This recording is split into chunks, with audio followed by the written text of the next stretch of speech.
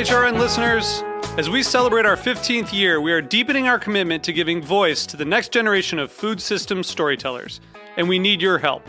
Our internship and fellowship programs help activate new possibilities for underrepresented and underestimated young people through experiential journalism, audio engineering, and production training. Through these unique programs, HRN helps food equity stewards build essential workforce readiness skills that expand their potential and foster economic mobility. Please consider supporting these critical programs. And with a minimum donation, you can be entered to win a dinner for two at an amazing restaurant in one of 8 cities and tickets to a concert at a great venue in one of those cities. We have incredible partners across the country who have donated, as they also share our passion for helping to educate the next generation of food systems storytellers. Check out heritageradionetwork.org/15 to donate and enter to win today. That's heritageradionetwork.org/15 to donate and enter to win today. And make sure you donate before March 31st. Thank you.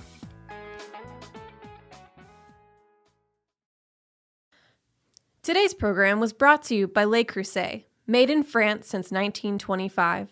The first and finest enameled cast iron cookware and a favorite for generations. For more information, visit lecreuset.com. That's LECREUSET.com. Monday, December 3rd is our annual gala, Winter in the Garden, and you are invited. Celebrate the season with Heritage Radio Network at the beautiful Palm House and Yellow Magnolia Cafe at Brooklyn Botanic Garden. It's the one night of the year where you can show your support for HRN while sipping on champagne, hanging out with our hosts, and bidding on one-of-a-kind silent auction items. VIP hour goes from 6 to 7, featuring a tour of the bonsai room. At 7, all of our guests can sample bites from some of our favorite chefs. Head to heritageradionetwork.org/gala for tickets.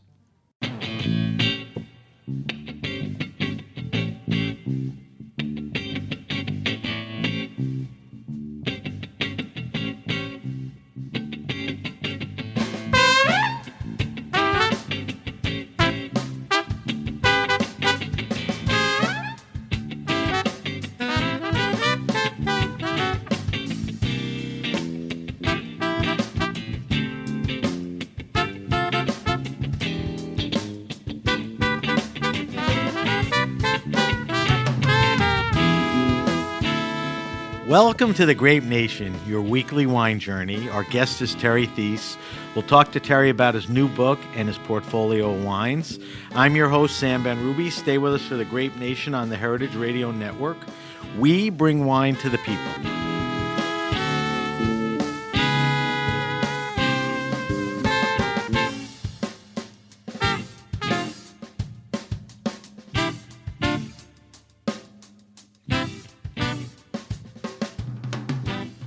Terry Theise, a frustrated rocker, is an importer of highly curated boutique wines from Germany, Austria, and Champagne.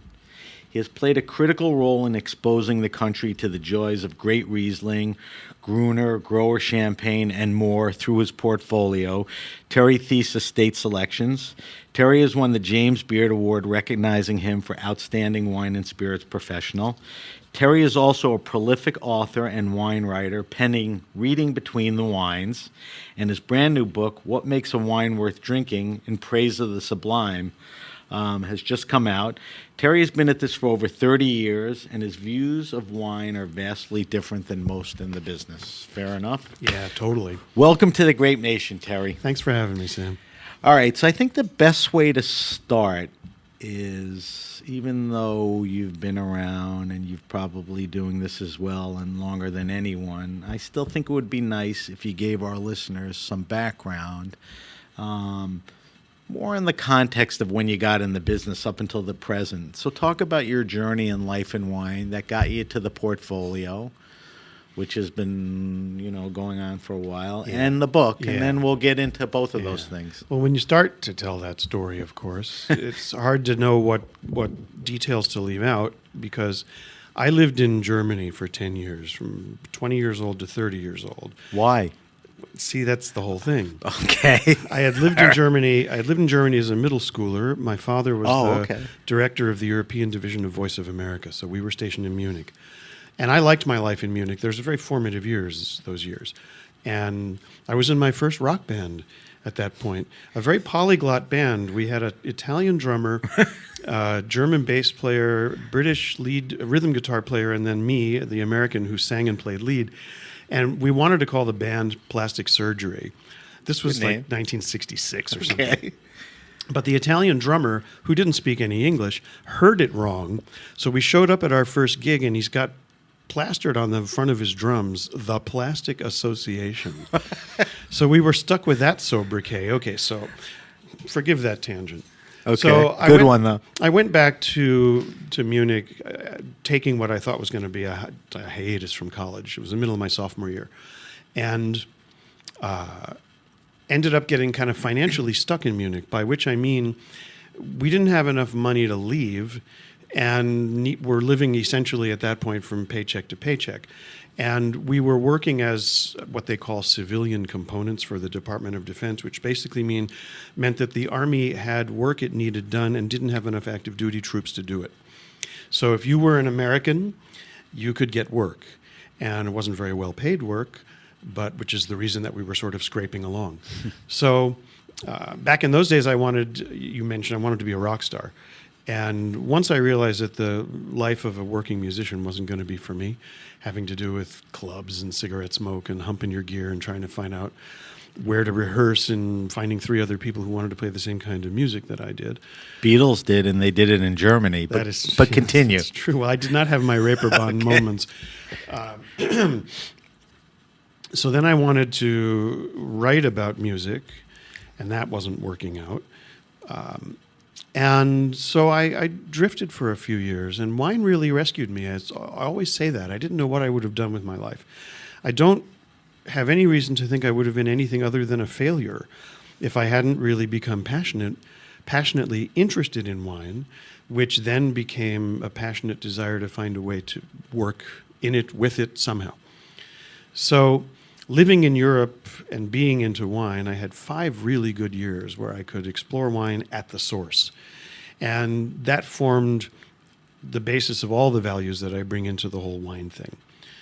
My ex-wife wanted to return to the U.S. This was back in 1983. I wasn't eager to return, but I was eager to stay married, so I followed her back. At that point, I had published a few wine articles in the late lamented Friends of Wine magazine, Les Amis du Vin. And Les Amis du Vin had tasting chapters in all these different cities around the country. So I was known to those folks. I wrote to somebody in Washington and asked him, can you steer me towards people who might employ somebody like me?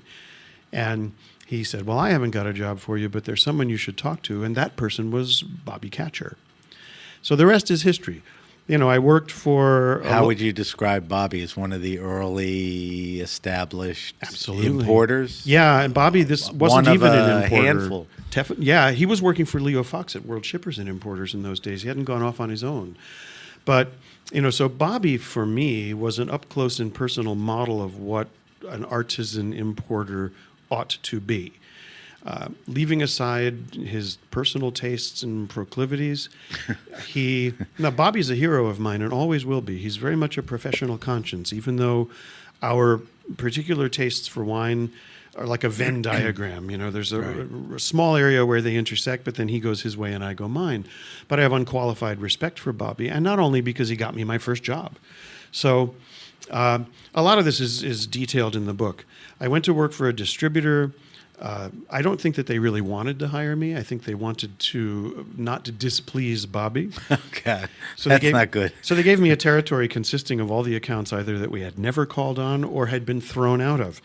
So I was definitely thrown to the wolves.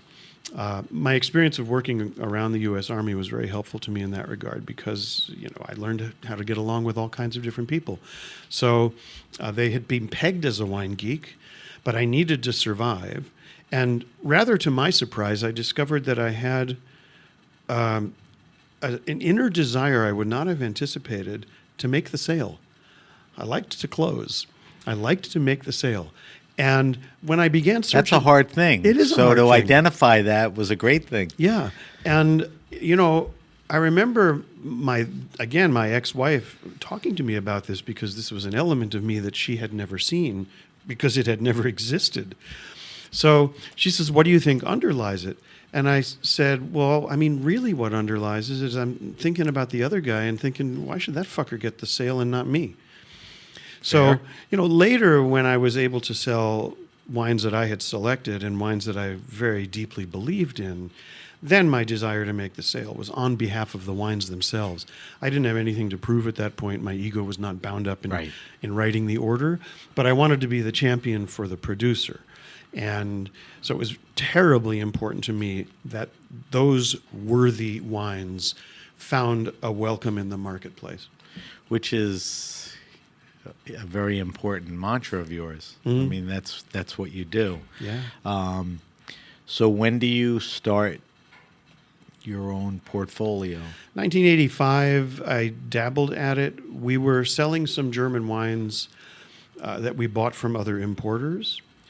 And I walked into my boss's office. Why? They had too much, or it was a tough sell, or We just whatever? Yeah, we had suppliers who had German wine in their portfolio. They had me pegged to somebody who could sell them, so I did. All right. But it occurred to me we could source directly because I had all these relationships in Germany, and by so doing, we could have things that no one else had, and B, we could collapse the two profit margins, that of the importer and that of the wholesaler, into one, bring the wines to market for very low prices, and be making extra money. So that's how I sold the concept to the owner of the company at the time. And I don't understand, looking back on it, why this particular guy decided to trust me, but he sent me over to Germany for a week, and I came back with basically the beginnings of what became this portfolio. Sold a small amount of wine successfully and expanded it the following year. So the first year that I really introduced what I would consider to be a German portfolio was calendar year 1986. And that also was the first year that I had really tasted a vintage, in this case 85, in detail, comprehensively from barrel. As a civilian, when I was living over there, I wasn't tasting barrel samples. I was tasting wines, finished wines in bottle. Bottle wine. So tasting in cask was a very different experience. One, it turned out I had a talent for, thankfully. But again, I had been into wine at that point for 7 or 8 years and was beginning to not feel cocky about it, but beginning to feel like, okay, I've got this stuff down pretty well. But tasting in barrel was, back to school. It was really just all the way back. It sort of erased what I thought I knew. Right. And I had to come back to wine tabula rasa. I guess that was a good thing. It's always a good thing. That you got, knocked back to that. What was the climate, temperament, feelings in the States about German wines? I mean, that your part of the story is great. Now they're here. Does anyone give a crap? No, it's kind of the last hurrah of the old German wine market took place with the vintage 1983, which was considered to have been a great one, and which was the first great one for quite a number of years. The previous one had been 76, so you go a long way between great years. Also, 83 was plentiful, and it corresponded to a period of time where the dollar was very strong. So a huge amount of vintage 83 flooded the market. In the 2 years that followed, the dollar plummeted. 84 was not a very good vintage. The pipeline was clogged still with all this cheap wine from vintage 83, and then comes me. So I move into what was really a moribund market at that point. Was 83 a good vintage? It was a good vintage. It was big and good. It was big and good, and, Okay. and it has become, I'd say, even better looking back. It's a beautiful classic vintage now. to drink classic. and own now. Yeah. So, I came into what was, at that point, a very sleepy market. Now, I didn't know, because I'd never studied business. There's a business theory, that the best time to get into a market is when the market is in its doldrums. Because when it invariably rises, then you rise along with it. So, but those were some pretty lonely years, those first few years. Well, listen, it didn't discourage you, right? Well, I was just so happy to be able to do work that I loved. I figured it was just a privilege. At that point, having worked in wholesale, where part of the job is selling wine you don't like, I was just so happy to have gotten out from under that and be able to advocate wines I believed in passionately. So The way I looked at it is, I don't have to get rich. I just have to write enough business to keep the wolf from the door and remember that the privilege is doing the work. Right. Yeah. The privilege of doing the work, the fact that you loved it. Yeah. I mean, how many people get a job like that? Talk to your friends on your left and right. They're not doing that. So technically, the portfolio starts when? Early, mid-'80s? Let's say it starts 1986. So we're talking over Mid-'80s. 30 years. Yeah, we're talking over 30 years. And then what catapulted me was, through fortunate happenstance, was meeting Bob Parker and tasting with Bob. And once I was Parkerized, as the saying goes.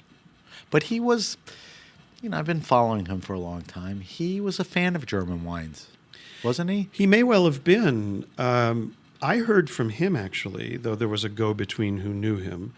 And he called me one day to say, I hear good things about your German wine portfolio. I need an education in German wines. Can we taste together? That's impressive. And when I picked my jaw up off the floor, I Right. somehow managed to croak out, well, yes, I guess. What did you have in mind? So, That's interesting. yeah, so that was good. I mean, and obviously it had That was a turning point, too. very much so. And a lot of things can be said about Bob, and I've said a lot of things over the years, mostly complimentary because I feel that way. But it should be remembered that one of the saintliest things that I think Parker did was to really help create the climate where small importers like myself could flourish. That's a great point. It's I mean, tremendous. Whatever people think of him, you don't realize the impact that had on the market. Absolutely. Because there are so many that are so important. Yeah, he made it viable for the likes of me and others like me to bring tremendously interesting, unheralded, in many cases unknown or undiscovered wines to the marketplace. So you can really look right at Bob Parker and say, he bears a tremendous responsibility for making the marketplace vibrant. It's funny because it was harder then than now. Now people look for unknown winemakers, areas. Yeah. Then it's like, Yeah, what is this? We don't want it. All right, so that's how that started. that's how that started. All right, so before we get into the book, let's just talk a little wine, and then we'll talk about the book. Okay. Tell me about what's exciting you now. I mean, within your portfolio, outside of your portfolio, regions, makers, varietals. I mean, there's got to be stuff going on every year. Oh, naturally. I mean, look, we have transient passions and we have durable passions. What does that mean? What it means is the transient passions are the things that answer your question, what's exciting you now? So I would say Ribera Sacra, for example, is exciting me now. Chablis is exciting me now. And if I were 25 years younger, those might be or might have been areas that I would have wanted to go into. And then, the durable passions are the things that you always love and the things that are always stirring, and those are the same as they ever were. And everyone knows my portfolio and can anticipate the kinds of wines that I would like to drink at home. But outside of my portfolio, the things that I really love drinking are old Riojas in the classic style. Burgundy goes without saying, I think. Red, especially. White Burgundy, a little more so now. There was a period of time when it bore too heavy a resemblance to New World Chardonnay, and it was very uninteresting at that point. Chablis, as mentioned. I was just going to say, Chablis can fulfill that. Loire Chenin. Right. Very much so. Very much so. Always has been, and it's a type of wine I love very much. Nebbiolo, Barolo Barbaresco of a certain age. I don't especially like them young. But when you get to 25 or 30 years and so you're not talking 10 years ago. You're talking about okay. Yeah. So those are the sorts of things you would find in my cellar that I am reaching for. But I will interject a larger answer to your question. Look, I'm 65 years old at this point. You look like 49. Thank you. It's the wine. It pickles you. Yeah, or that or the formaldehyde. I reached a point in my life where I realized my colleagues in the wine industry were very much overtaking me in the amount of knowledge they were accumulating, and particularly the breadth of knowledge that they were accumulating. And so I had an internal dialogue. Can I forgive myself if I decide to just let that be and become a specialist in the small group of wines that I love very much? And I decided to do that. So I don't But necessarily... this goes back to what we discussed during the 80s, Yeah. when everything's kind of blowing up. You said, I'd rather be good at these, than... I want to be good at I want to be seriously good at a few things rather than be mediocre at a bunch of things. But then you said something before. You said if you were 25, maybe Ribera or Chablis or maybe. whatever. So there's no... I don't know the right word. There's no need for you to expand the portfolio with other regions because of everything we just, Right. expertise. Yeah. There's enough great stuff. You like the relationship with the vignerons, the growers, and all of that Exactly, stuff. and there's two reasons also not to do it. One of which you don't want to spread yourself too thin. You want to dance with the ones that brung you. I have a lot of growers in my portfolio. They deserve a certain amount of my attention, and I don't want to dilute it because I'm bored. I need something new. But the other thing, good point. which I think is even more important, is I think for any of us in the business, there need to be wine regions whose wines we love and do not sell because those wines we can drink recreationally. Right. Good point. And it cannot be helped. If I'm drinking a wine in my portfolio, there is always, I'd like to banish the wine merchant part of me, but I can never do it completely. Whereas if I drink wines from outside my portfolio or outside even the types of wines I work with, that can be fun again. Right. Well, you talk about that in the book a little. I want to ask you a question, and let's not spend a lot of time on this because Okay. I got a sense of it before we went on the air. So I recently attended the Raw Wine Fair, which is a natural wine fair. Yes, I know where this is going. And, well, no, it's pretty straight up, and it's definitely a growing movement, no pun intended. Okay. I sense you have an uneasy relationship with natural wines. Tell me, am I right? Yes, you are. There's a certain amount of kind of folkloric thinking, rather sentimental and somewhat fuzzy thinking that goes into it. One of the problems in the natural wine community is the conspicuous minority of atrocious ones suck a lot of the oxygen out of the room and can help us forget the great majority of them that really are very beautiful. And my feeling about natural wines is love the many good ones, hate the few bad ones, and call out the people who can't or won't tell the difference. And I had a conversation with a young wine professional in Boston, where I live, a little while ago, and he was extolling the virtues of a wine that was very clearly flawed. I mean, it was bacteriologically flawed. It was dirty. And so I pulled him aside and I said, you know that this wine is flawed, don't you? And he answered me quite sincerely. He says, yeah, but who's to say what is a flaw? Oh, boy. And I said, you went to the Kellyanne Conway School of Logic. So there really aren't any flaws. There's just alternate virtues. Right. Now I understand. Alternate flaws. Right, alternate flaws. Well, okay, I'm going to say something really crude right now, but let's say that you get onto the elevator and you lay a really stinky fart. Right. And the next person comes on and says, oh, dude, couldn't you have waited? And you say, well, who's to say what's a bad smell?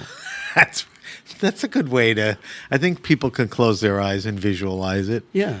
So the bad stuff is having a sort of bad pull on the good stuff. But it's not in the marketplace so much because, unfortunately, there's really, again, I see it. The way I look at the natural wine community is that they themselves should be the ones who are most eager to kind of police around the perimeter and make sure that those bad wines honestly don't exist. Right. Because they are pulling down the reputation of the thing as a whole. Right. But it's in the nature of all movements to go too far because it's the only way that you can ever know where you should have stopped. Right. I So, guess. and I think that's kind of, where a lot of that is at right now. Yeah, I agree. I mean, that's a very good perspective, and that's a question easily not asked, but I wanted to get your take on it. All right, let's talk about the book. You wrote your first book, Reading Between the Wines, about 7 years ago. Yeah, it was published in 2010. So it took you 7-8 years to write another book. So the obvious question is, what inspired you to write now and write this book? Reading Between the Wines was, in some senses, a compendium of a lot of writing that I had done for the 15 or 20 years leading up to it. And, those were the bricks, so to speak, and I wrote new material that was the mortar that would hold the bricks together. So, I had continued writing as the spirit moved me, and once I had a certain amount of material, I thought, does this equal a book or does it not equal a book? And there needs to be a kind of an overarching theme. And once you hit 60, and for some of us, unfortunately, even before you hit 60, you come to a certain sort of melancholy point in your life where you realize, I'm attending more funerals these days than I'm attending weddings. Sad. And mortality becomes not some abstract thing that, hypothetically is in your future, but which is entirely unreal to you. But it becomes now, it's a visceral reality. So once you realize that you have a finite amount of time left in this world, it changes the nature of the relationships that you have with the things that are meaningful and valuable to you. In my case, wine. So I looked around also at the prevailing literature and I thought, I'm not really seeing people write about this. What is the changing nature of a person's relationship to wine when the amount of time we have left on this earth is viscerally finite? Wine for me has always been a glide path into beauty in a larger sense. There are many elements of beauty in the world. Wine is one of them, and it happens to be the one that I have the closest relationship to. So in this case, you have this curious intersection of beauty and mortality. The great poet had a line, "Death is the mother of beauty." And that was a line that the other Robert Parker, the writer of mysteries, used to like to put in his hero Spencer's mouth a lot, and which is where I first heard it, lest anybody think that I'm spending a lot of time with my pinky in the air reading poetry. So I saw an opportunity to write about wine from that perspective partly because no one else was, and because there I really felt like I had something to say. And there was also a lot of stuff going on in the wine community. Reading Between the Wines kind of built a house of values. Right. And it sort of said, these are the ways that I have found wine to be most meaningful, valuable, and useful up till now. And the new book, What Makes a Wine Worth Drinking, kind of puts the furniture in that house, if you will. Right. And wine has always, for me, never been a thing. It's always been a being, and that has to do with the way I learned about it. I learned about it by sitting with the people who made it. Lucky me, right? Right. So I don't But claim... you have that but I perspective. have that. Yeah. Right. I don't claim that wine is sentient. Maybe it's biochemically alive. That's above my pay grade. But I have always felt that wine has a self. And my interactions with wine are the interactions of equivalent selves. So if wine is a being, that is the kind of the big bang from which a whole network of values begins to form, and many of the chapters of the book are talking about those values. So for example, I have a chapter in the book which is talking about high alcohol, which I don't like. But as I was writing that chapter, I realized, it's not about alcohol per se. Everyone's entitled to have a preference for wines that aren't big and roasty as opposed to wines that are. But I looked at it and I thought, what are we really going to wine for? I look at wine and I want it to be refreshing and companionable. High alcohol wines are very seldom refreshing or companionable. Right. That's not in their nature. And hard to drink them. It's hard to drink a lot. Right. They're a little hot for some foods. Yeah. Exactly. So that led me into another kind of statement of values, if you will, which is that for me, the first duty of wine is to be refreshing. The second duty is to be delicious. The third duty, if possible, is to be fascinating. I have a question. Yeah, go ahead. One of my questions was, and tell me if you've approached this. You approached the book with two lenses, as you say, and you also have your own manifesto. Right. Is that the manifesto, or what is the manifesto? Well, it's partly the manifesto. I don't have it memorized, but the manifesto, so to speak. The first statement in the manifesto is that beauty is more important than impact. So just explain quickly. Okay. The way a wine tastes is more important than the density with which that taste is expressed. In other words, intensity and power are relatively meaningless if the flavor isn't pleasing.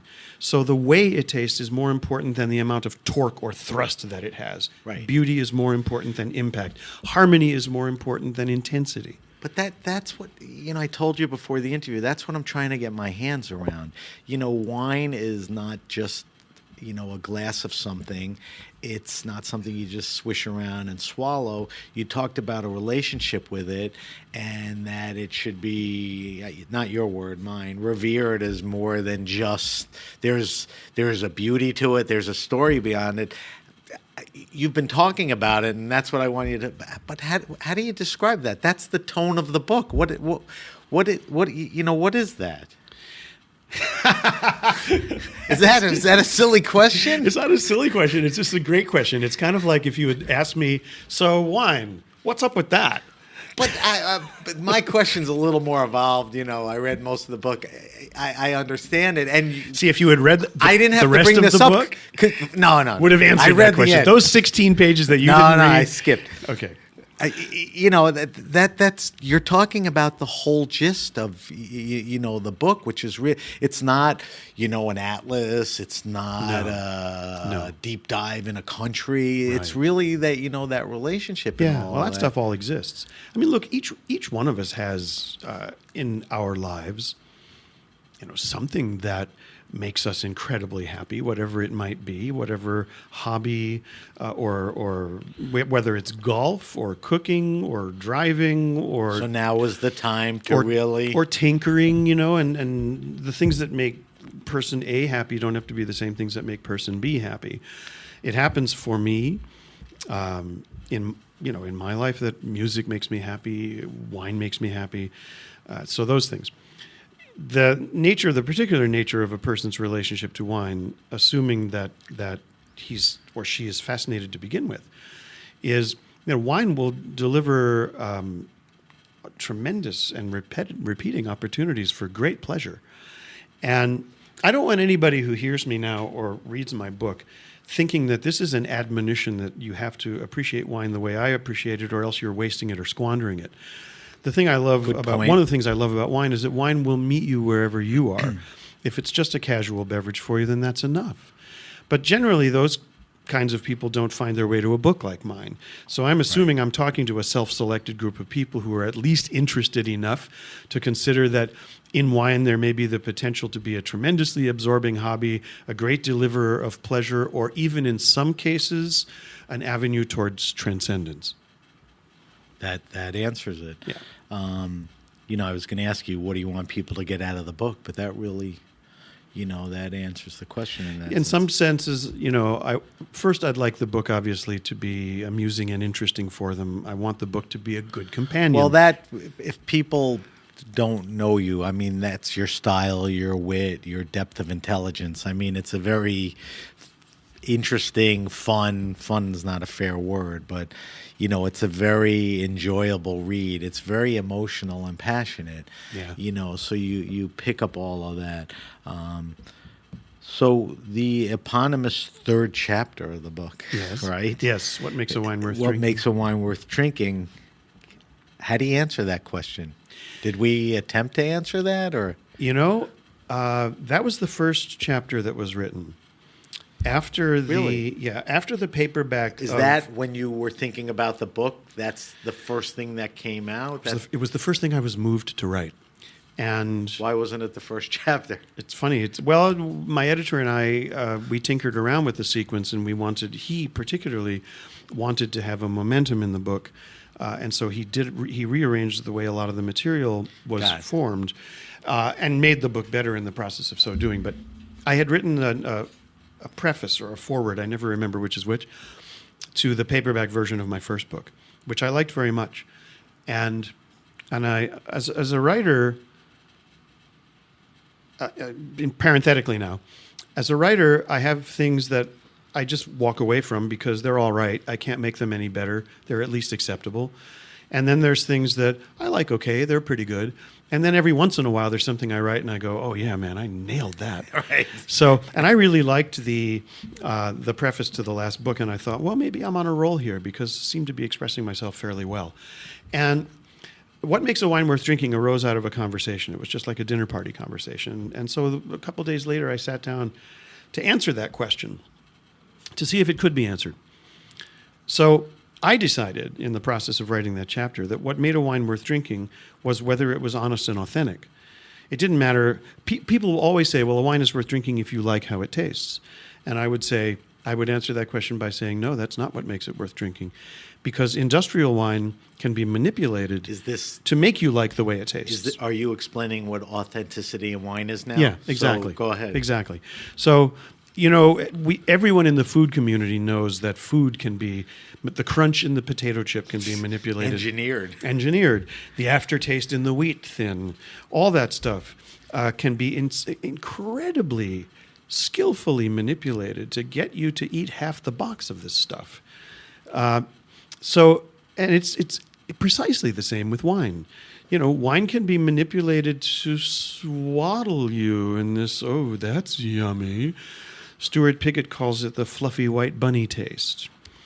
So I don't think you can answer the question of what makes a wine worth drinking by saying, well, it's worth drinking if someone likes it. Not good enough? Not good enough. Not good enough. So I thought, all right, what's the baseline value here? And the baseline value is that it needs to be honest and authentic, by which I mean to say it's artisanal. It arises from a vineyard and the people who work it. Now, that doesn't necessarily mean that the wine is good.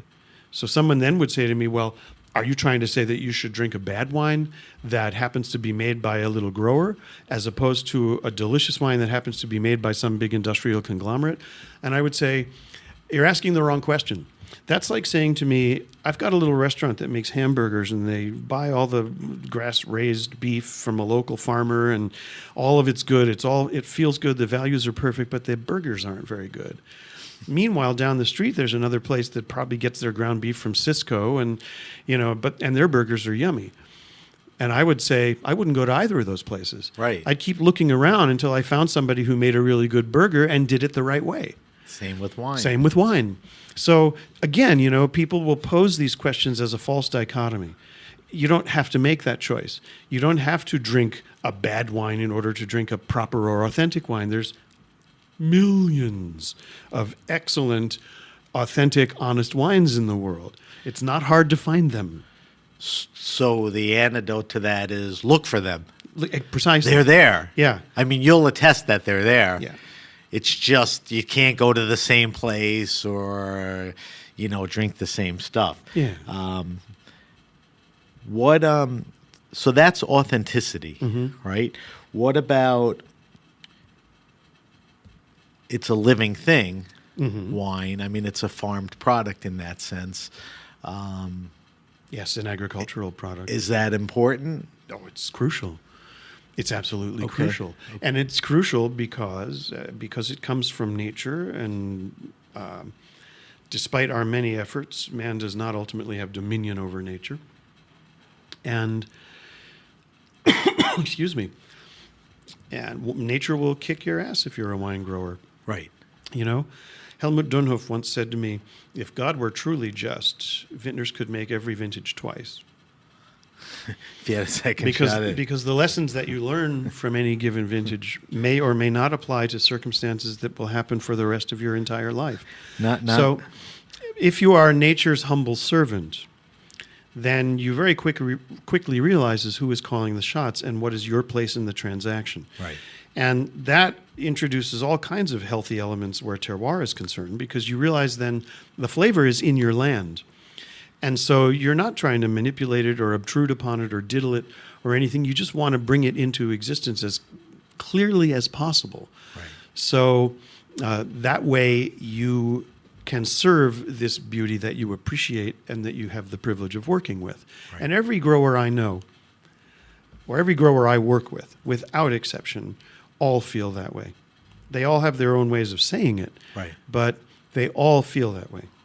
That's interesting. I want to get into that a little more. We have to take a break. We're talking to Terry Theise. Terry's new book, What Makes a Wine Worth Drinking, is now available. We'll tell you a little more about how to get it at the end. You're listening to The Grape Nation. We'll be back in a moment.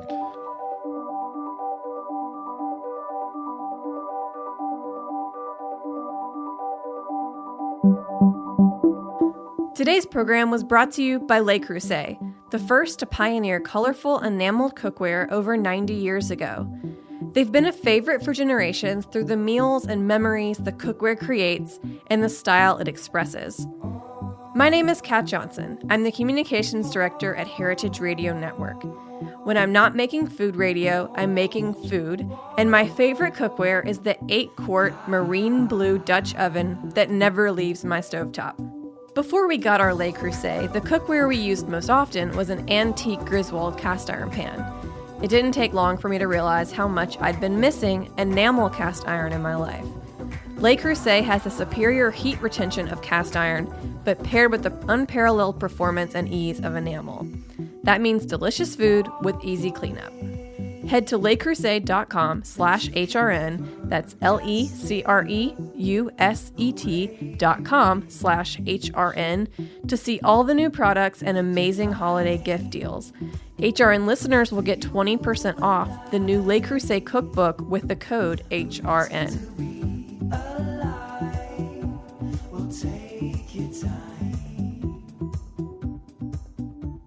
All right, we're back. We're back with our guest, Terry Theise. I'm still here. He's still here. Terry's portfolio of German, Austrian, and champagnes, mostly grower champagnes, are among the best wines in the world. We're talking about Terry's new book, What Makes a Wine Worth Drinking. So let's finish up a little on the portfolio and on the book. You started getting into something, and I want you to finish. You were really talking about the connection between wine and people and the soil. And I think all of those elements, probably the people, are important in why you have certain wines in your portfolio and the relationships. Tell me about, wine, people, soil. The poetic answer to that, there are two answers. The poetic answer is, if you work with producers who are deeply and intimately connected with their soil, and you drink their wines and like them, then by implication, you too are connected to their soils. You're connected to the grower is connected to the soil. It's just an algebraic equation. And I find that to be very helpful for a human being because it helps to connect us to places in the world that we're not currently standing. Right. It helps us to be aware of the validity and existence of all these places, all these little micro places that, to me, make a mosaic of fascination in the world. The other thing where people are concerned... Take Germany specifically, it's a huge mosaic. It's an enormous mosaic, tremendously intricate mosaic. Like Burgundy has all these little hectares of family things. Burgundy too. But Germany, there's all different regions, small areas. Yeah. I mean, you've navigated your way through all that, but it comes back to the people and the land. Now even smaller. I mean, before the German wine law changed... what was the German wine law? Well, in 1971... Before then, there were something over 20,000 registered Einzellagen or single vineyards. And it was believed that that was too many. So they collapsed a lot of them down, and with the 71 wine law, it became about 6,000 Einzellage. And the original names of those micro parcels never completely disappeared. When the growers talk among themselves, they refer to those micro parcel names. And recently, because there's been a kind of a hiatus in wine legislation, where the Germans are waiting for the EU laws to supersede their own wine laws, these old micro parcel names are coming back on labels. So now... Give me an example of a few that are coming back. I mean, throw some names out. Selbach Oster makes a wine from a micro parcel in the Zeltinger Schlossberg that's called Schmidt. Okay. They make another one from a parcel in Zeltinger Himmelreich that's called Anrecht. And they make one from the Zeltinger Sonnenur that's called Rotlei. There's another. All these little parcels all have their own names. Right. And so for somebody like me who wants the most specific possible identification of precisely where my wine comes from, this is a wonderful trend. Now I can Google Earth it, and it's just one little tennis court sized parcel of crazy. vines. This wine is right exactly from there. That is crazy. And that's wonderful. Now we come back to the human element. And having done this work now for, I don't even know, countless number of years, sometimes when I've traveled over to Europe with customers who have traveled with other importers, they have said to me, Terry, nobody has relationships with their growers like you do. And that has happened with trial and error over the years. If I find I have an uncongenial relationship with a producer, even if the wines are good, it's not sustainable. It's not. Life is just too short to work with people you don't like. So now it has come down to all the people whom I have inordinately fond of who make wonderful wines. That's my portfolio. Obviously, there's some who are deeper friends than others. Right, through all those years. But that's making exception for cranky guys where the crank is a charm. And, Right. It's like, what do I need this guy for? But I do because, Yeah. he means it and all of that. Exactly. He's a porcupine. Once you get past the quills, it's just a tender little frightened animal inside. Yeah. Yeah. That's interesting. I'm always curious about this. How does social media, what effect does it have on wine? I mean, do you... Well, it has the same effect that it has on anything else that's discussed.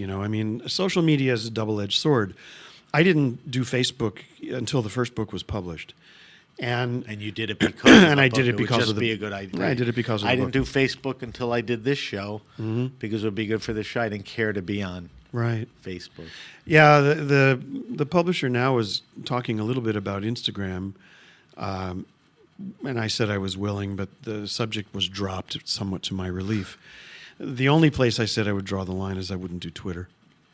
What do you see how it's used with other people? I mean, is it yeah, used well? yeah. And why is it good, bad, silly? I don't know. It's the internet. It doesn't necessarily bring out the best in people. It's it's not a tool that I particularly use. Facebook's not a tool I especially use socially. Right. I'm not interested in narrating all the details of my adorable life.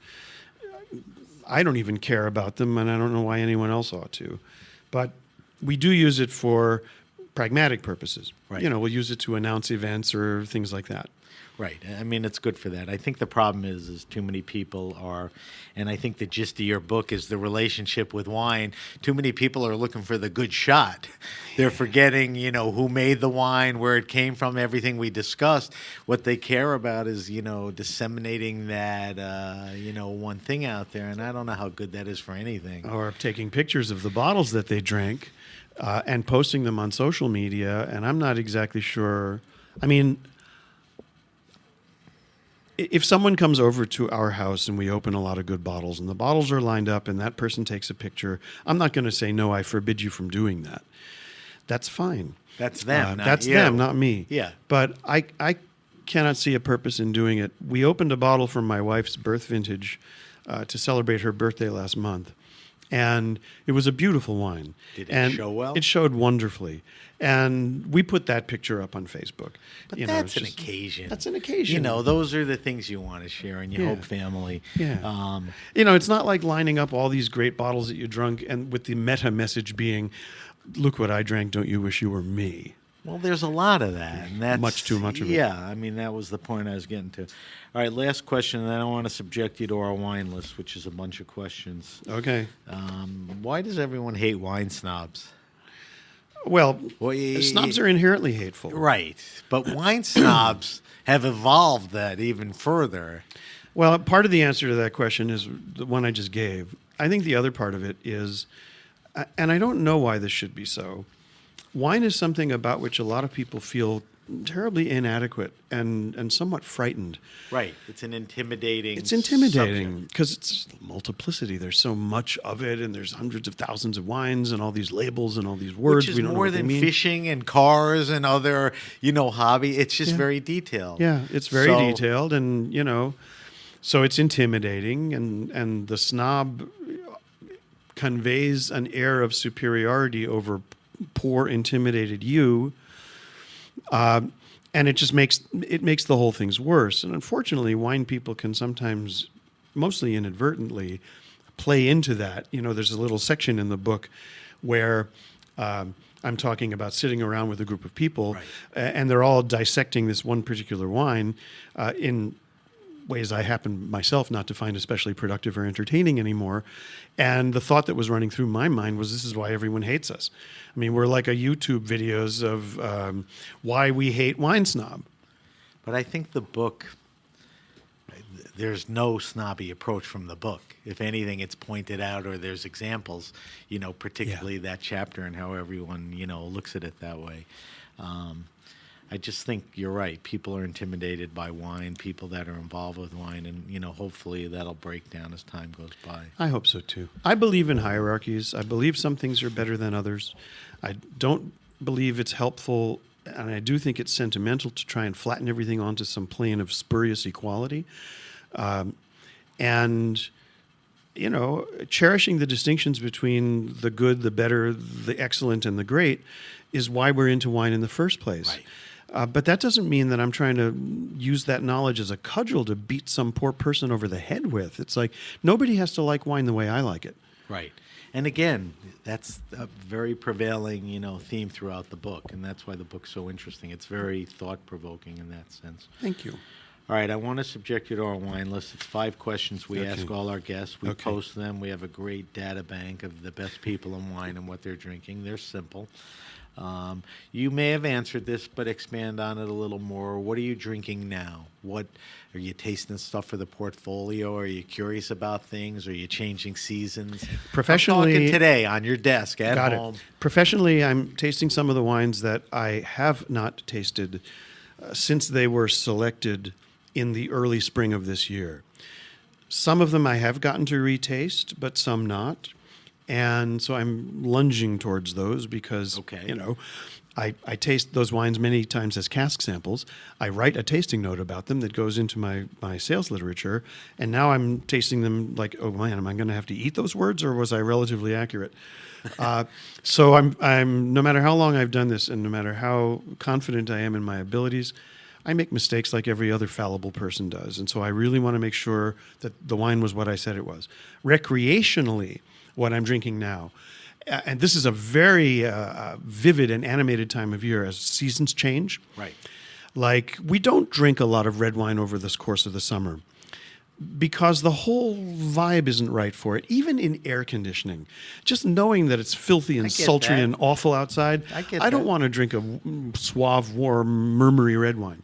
But now, as the nights get cold and the flannel sheets are on the bed, and you start to use the oven again, now it's like, okay, let's go into Braising the cellar. meats. Braising, exactly. Right. Now it's time to lay claim to all those beautiful red wines that we've been looking at all summer So long. what kind of reds now? Burgundy, of course. Okay, so we start with Burgundy. We start and end with Burgundy. Do you like Beaujolais? I like Beaujolais, but it's funny. I don't drink a lot. Drink a lot of it? I don't drink a lot of Beaujolais, and I'll tell you why. It's not because I've made a decision that I don't need Beaujolais in my life, but it's because Austrian red wines fulfill that function for me, especially the Talk about that quickly. Yeah, Some of the red Austrian. You said Austrian, not Australian. Yeah, Austria. Austrian. So like Blanken. Like Blaufränkisch and at its Blaufränkisch. basic level, like Zweigelt at its basic level, those wines scratch a similar itch to the one that Beaujolais scratches. Right.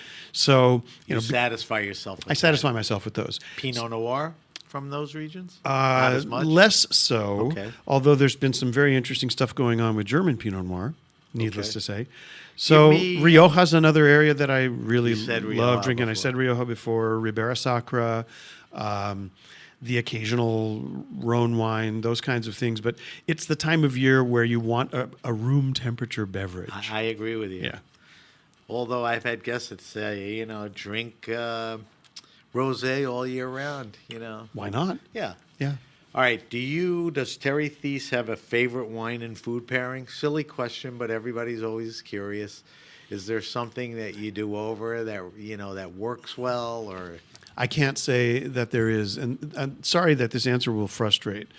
There are The more it frustrates, the better it is. Okay.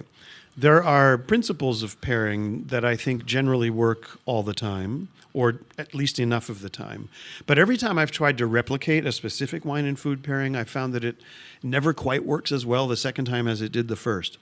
But we are very careful about how we drink and eat at home. And my wife, if she's cooking the meal, she knows the kind of wine I plan to drink with it, but there's a certain point where she says, okay, I have to taste it now.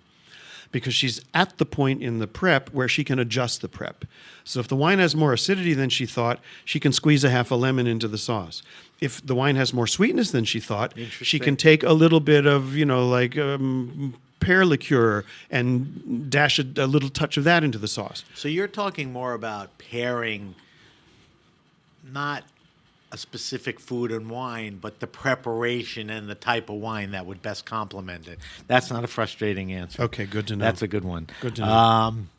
So you're camped out mostly up in Massachusetts and Boston, and you travel a lot. I do. I ask everyone their favorite wine restaurant and or bar, but in your case, a couple things. Let's lean towards your portfolio. Austrian, German, grower champagne. Can you name a few places, whether it's New York, Europe, or here, that are just really good at that? Not being exclusive of anyone or favorite. No, that's but the who problem. does it right? That's the problem, Sam. I probably can do it. Don't then. But I don't want to. Okay. Because on the spot right now, a couple of names come to mind, and as soon as you turn the equipment off, I'm going to slap myself on the head and Fair think, how enough. could I possibly have forgotten this guy? Whenever I ask the question, I fear more of what you said is going to happen. But people, open up. They tend to hang at places, and that's that. But is it fair to say now more than ever, there's more opportunities, where bars are serving a bigger selection of Austrian grower champagne or not there yet? I think we're there, and I think actually that we went past there, because we're living in some respects also in this kind of curious alcoholic beverage world where all bets are off. So you have sommeliers doing pairing menus using mead and sake and craft beers and all this, and we're fighting the cocktail market as well. And there's business for German wine and Austrian wine, and there's business for grower champagnes. And the more business there is, the more competition there is. Right. So we're content with how it's going for us. Do you have? This is a tough question. Good. Of the amount of wines and the specialty you have. Is there a favorite all-time wine or wines? It doesn't always have to be the rarest or the most expensive. It could be experiential. Does something come to the top of the list for you? Some of the greatest wines that I drunk in the last several years, I write about in an essayistic way in the book. And I'm trying to think. You taste and talk about a lot of great wines and vintages in the book. Yeah. I'd have to say, in some respects, the most profound experience that I've had with a wine in many years was one that I do tell the story about in the book, and it was tasting the 1953 at Gaston Chiquet. 53 happens to be my birth year, but Nicola didn't know it when he brought that wine out. And it was an incredibly profound experience, and it really, I traveled astrally at that point, and I was up somewhere above the room, and I was thinking, here's the wine from my birth year, and that was one of the first moments where I started thinking, it's time to maybe begin the conversation with the man with the scythe. Who's Nicolas Chiquet? The producer of that wine. He was the producer. Yeah, he was the producer. Okay. He opened it. He plundered his cellar and brought that wine forth. There have been so many beautiful wines that I've had over the years. I figured that. But to answer the question in general terms, and this will surprise you, I think, probably the most profound experiences that I have ever had with wine in red were with old Barolo or Barbaresco, and with white were old Chenin Blancs. Okay. So here's me, That's a good answer. But that is just how it's. I mean, that's how it's very been for me. specific because you said earlier that you love Nebbiolo, but highly aged and all that, Right? And older Chenins, which is a great one too. All right, last question, and then we're going to wrap up. Right. We ask all our guests this: best wine around $15-20 retail. I think you could sort of stray into that. Give me a red, give me a white. You can give me a region. You could say Muscadet, not that you would. You could producers In general? Yeah. You can be as specific as you want. the first thing that I would say is any consumer looking for value, I can answer the question of how to find the best value wines in 4 words. Go. Bet against the crowd. And define that a little more. Basically, it means that if the supply and demand equation is in your favor, if it is a buyer's market for the wine, then you will get a lot of bang for your buck. And insofar as German Riesling is still not the popular kid, I would still say that dollar for dollar, you're going to get better quality for Riesling from Germany than for any other grape variety. See, I agree. From so any I think other place. categorically, if you look there Yeah. and bet against the crowd. In my portfolio, we have a wine called Winnings, which we have created almost precisely and specifically for that market. It's under $20. It's riotously delicious. It has a beautiful designer label that doesn't have a goddamn animal on it. A lion or something. Right, exactly. So, yeah. All right, give me a comparable red suggestion. Like a Winnings. I know. With red, I think it's a little more difficult. And again, I can't say that I have had too many $15 reds that have made me all that happy. And in my portfolio, where I begin to feel happy with our low-end reds, now we're starting to talk around $20 a bottle retail. And that's just, again, the cost of production and we're fighting against the domestic market in Austria, which drinks these wines quite eagerly. So somebody else out there will need to enlighten me, and I'll be happy to get letters, calls, emails, whatever. All right. Hey, T, if you're looking for something really good for $15, this is the red wine that I recommend. We'll leave it at that. Okay. All right, Terry Theise, we have to wrap up. Thank you, Sam. I'm going to just do a quick close. If you have a question, suggestion, wine happening, or event, hit me up at sam@thegrapenation.com. That's Sam at the Grape Nation. You can follow us on Facebook at Grape Nation. Follow us on Instagram at SBenRuby and the hashtag The Grape Nation. On Twitter, Terry's favorite social medium, at Ben Ruby. We would also like you to subscribe to the Grape Nation podcast on iTunes, Stitcher, and Spotify. I will post Terry's wine list and any of the wines that we talked about on our social media sites so you can get into them. Terry, let's talk about the book quickly. Where can we find it? Amazon, better bookstores? Amazon, better bookstores. Okay. Basically, I was in Barnes & Noble on Union Square here in New York the other day just to see if they had my book. They had 4 copies. Okay. I was flying the rest of the day. Okay. So it's out there. It's out there. So take a look, but Amazon's always the easiest play for sure. It'll show up at your door in a day or two. Yeah. All right, I want to thank again our guest, Terry Theise. Look for his new book, What Makes a Wine Worth Drinking and Praises the Sublime. Thank you to everyone at the Heritage Radio Network. I'm Sam Ben-Ruby, and you've been listening to The Grape Nation.